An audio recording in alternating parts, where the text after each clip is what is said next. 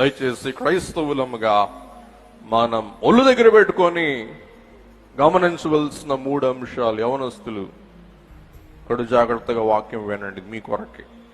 Number 1 సొమ్ము, సంపద. Number 2 సమయం.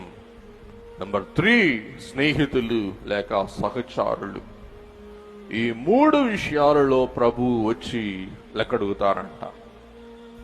నువ్వు సొమ్మును వృధా చేసావా, వృద్ధి చేసావా?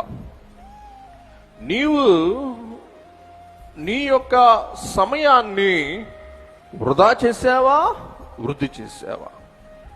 నువ్వు వృద్ధి చేసావా, నీ వయస్కాలం, నీ ఆయుష్కాలం వృద్ధి అవుతూ ఉంటది. నువ్వు వృధా చేసావా, నీ ఆయుష్కాలం తగ్గిపోతూ ఉంటది.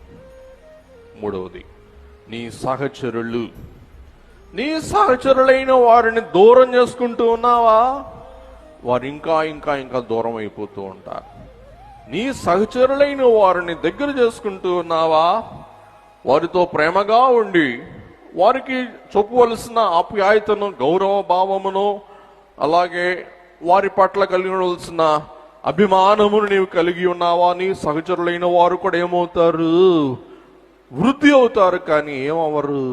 వృధా అవరు.